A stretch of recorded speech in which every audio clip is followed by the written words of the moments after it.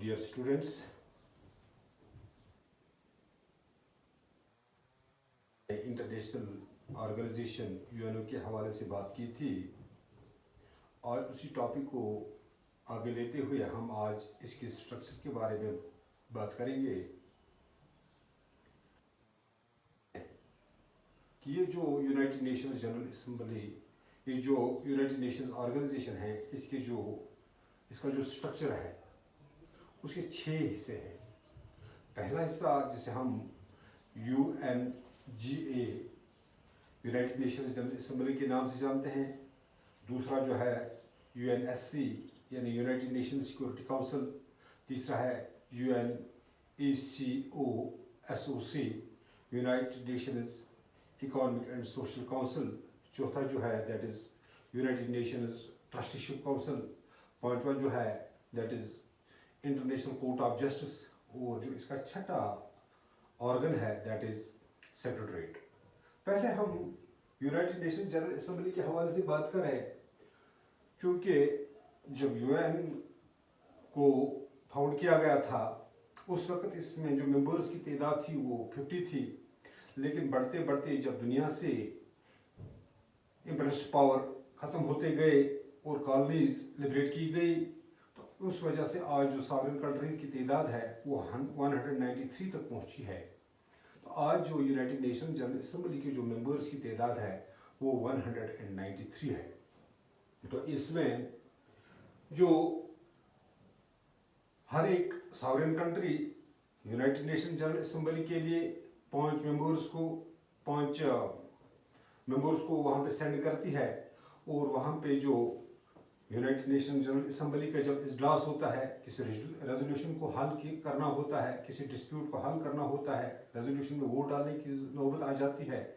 या secretary general का इंतखाब होता है, या इंटरनेशनल कोर्ट ऑफ जस्टिस में जो जजेस की तादाद है या जजेस का तकर्रुर जो है उसमें जो वोट डालने की बात आ जाती है, या इकोनॉमिक एंड सोशल काउंसिल में जो मेंबर्स को भेजना होता है उसमें जो वोट डालने की बात आ जाती है, या नॉन परमानेंट मेंबर्स को जब चुनना होता है तो उस वक्त वोट डालने की बात जब आ जाती है तो हर एक मेंबर स्टेट को एक वोट डालने का हक हासिल होता है। तो इसका जो वजूद में लाने का वजह यही था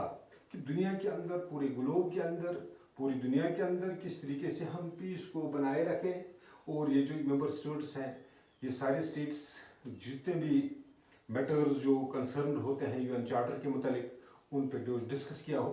जाना चाहिए, उन बातों पे जो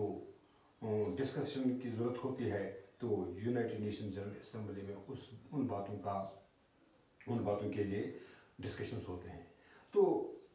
पहला ऑर्गन इसका यूनाइटेड नेशन जनरल असेंबली, फिर से मैं बताते चलो कि ये जो यूनाइटेड नेशन जनरल असेंबली है इसमें मेंबर्स की तादाद जो है 193 है। हर एक कंट्री वहाँ पे अपने 5 मेंबर्स को भेजता है, लेकिन एक वोट डालने का हक होता है। लेकिन इसके काम जो है, इसके काम में यूनाइटेड नेशन जनरल असेंबली में जो रेजोल्यूशन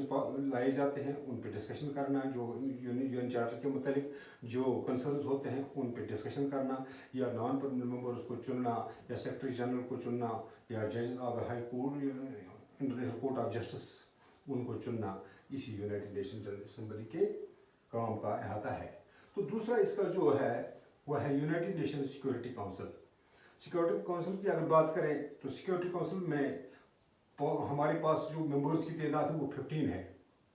इसमें जो हमारे 5 परमानेंट मेंबर्स हैं, जैसे चाइना है, USA है, बरतानिया है, फ्रांस है और रशिया है। ये 5 के 5 मेंबर्स वो मेंबर्स हैं जिनको वीटो का दर्जा हासिल है, यानी किसी भी रेजोल्यूशन को रिजेक्ट कर सकते हैं। तो इनके अलावा यहाँ पे यूनाइटेड नेशंस सिक्योरिटी काउंसिल में 10 नॉन परमानेंट मेंबर्स जो होते हैं उनको भी United Nation general assembly elect करती है, और वहाँ पे 2 साल के लिए भेजते हैं, और हर 2 साल के बाद वहाँ पे नए मेंबर्स का इंतखाब अमल में लाया जाता है। तो यूनाइटेड नेशन जनरल असेंबली की जो मीटिंग होती है वो साल में सिर्फ एक बार होती है, यानी सितंबर के महीने में उसकी मीटिंग होती है। Annually it meets once in the year, that too in the month of September. लेकिन यहाँ पे जो यूनाइटेड नेशन सिक्योरिटी काउंसिल है, इसकी जो मीटिंग होती है हर महीने में इसकी 2 बार मीटिंग होती है, और ताकि दुनिया के अंदर जो पीस है इसको मेंटेन करने के लिए मीटिंगें करती हैं, ताकि दुनिया के अंदर जो भी मामलात हैं उन मामलात पे इनकी देखरेख रहे और इनकी नज़र रहे। इसी तरीके से यहाँ पे इसी तरीके से इनका एक और काम यह है कि जो इसके मेंबर स्टेट्स हैं यूनाइटेड नेशन सिक्योरिटी काउंसिल, उन मेंबर स्टेट्स के अंदर देखता है अगर उनके अंदर कहीं पे कोई डिस्प्यूट इमर्ज होता है, उस डिस्प्यूट को पीसफुली और एमिकेबली हल करने के लिए अपना भरपूर किरदार निभाता है। और अगर किसी मुल्क को ये देखता है कि अगर वो एग्रेसर है, अगर इसने किसी मुल्क पे एग्रेशन किया है या इसने किसी मुल्क पे हमला किया है, तो it takes actions against aggressor states, तो ये इसी के दायरे अख्तियार में आता है। इसी तरीके से हमारा ये जो तीसरा ऑर्गन है दैट इज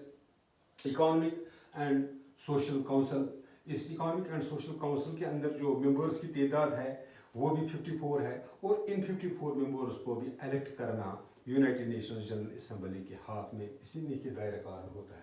तो इसकी जो मेन फंक्शंस है, इसके मेन फंक्शंस में चाहे सोशल हो, इकोनॉमिक हो, कल्चरल हो या एजुकेशनल डेवलपमेंट, जितनी भी पूरे दुनिया के अंदर, पूरे ग्लोब के अंदर जो सोशल प्रोग्रेस होती है, जो इकोनॉमिक प्रोग्रेस होती है, जो कल्चरल प्रोग्रेस होती है, या हेरिटेज को बचाने के लिए जो काम किए जाते हैं, या अपने कल्चर को बचाने के लिए जो काम किया जाता है, तो या एजुकेशनल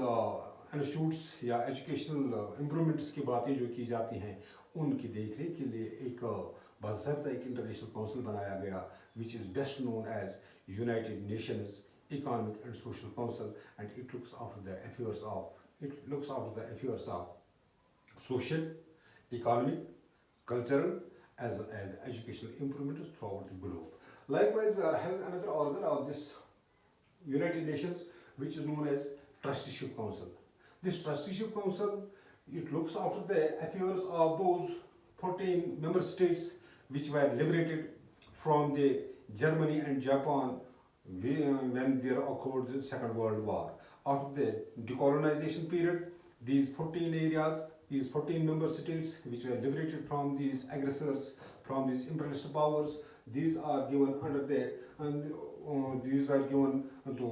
ये जो हमारा यूनाइटेड नेशंस ऑर्गेनाइजेशन है, यूनाइटेड नेशंस ऑर्गेनाइजेशन इन 14 की 14 स्टेट्स पे नज़र रखे हुए था, ताकि ये जो लीस्ट डेवलप्ड कंट्रीज थे, जो इंपीरियलिस्ट